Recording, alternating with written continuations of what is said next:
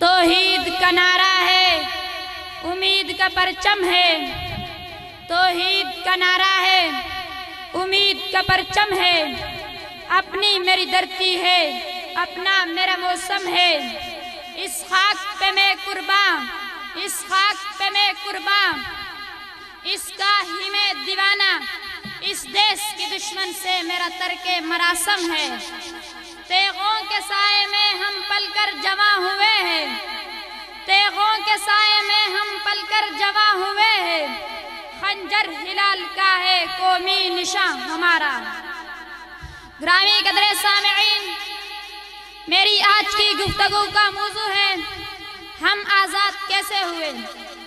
अज़ीज़ाने मन, कौमों की जिंदगी में ऐसे दिन भी आते हैं जिनको तारीख हमेशा जिंदा रखती है। ये वो दिन होते हैं जिनके सामने मौत भी बस दिखाई देती है। 1947 अगस्त का महीना भी एक ऐसा महीना है जो हमेशा याद रखा जाएगा। मेरी वतन की तरफ मेरी आंख उठाने वाले सुन, मेरा ये प्याम तुमको एक नसीहत है। मैं प्यार मोहब्बत भरा एक वतन चाहता हूँ जहाँ सिर्फ हम हो ऐसा चमन चाहता हूँ।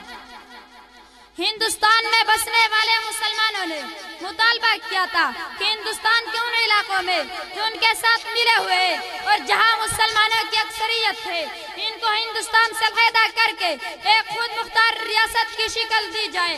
14 अगस्त का दिन ये वो दिन था जिस दिन इस तस्वुर और अज़म को पजीराई मिली और पाकिस्तान दुनिया के नक्शे पे ऊपर आया। ये मार्का कोई मामूली नौइयत का नहीं था, बल्कि यह एक ऐसा कारनामा था जो हर लिहाज से नामुमकिन था। लेकिन एक कौम की आज़्म रासिख और यकीन महकम ने एक पुरखुलूस क़यादत के ज़ेरे असर एक ख्वाब को हकीकत में बदल कर रख दिया।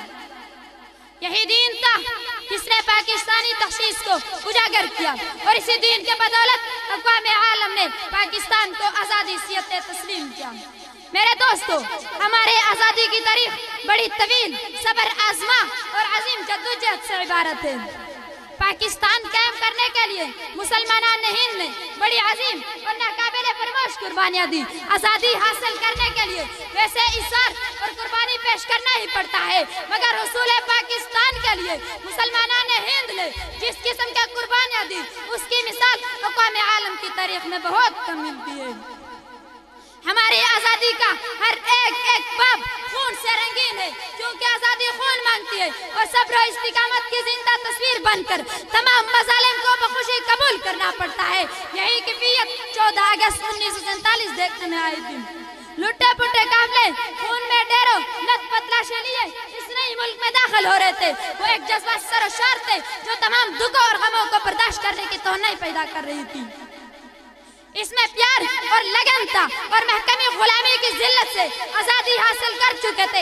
ये आज़ादी न हमें अंग्रेज ने तश्तरी में सजा कर दी, न हिंदुस्तान के बसने वाले गैर मुस्लिमों ने हमें बख्शिश के तौर पर अनायत की, बल्कि हिंदुस्तान के मुसलमानों ने बड़ी हौसले, बड़ी आज़म और इंतहाई जद्दोजहद के बाद हासिल की। हमारे काबिल हुर्रियत बड़ी कठिन मंजिलों से गुजर कर खून और आग की दरिया पार कर मंजिल मुराद तक पहुंचा।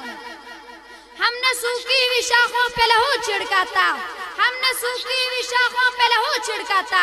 फूल अगर अब भी न खिलते तो क़यामत करते।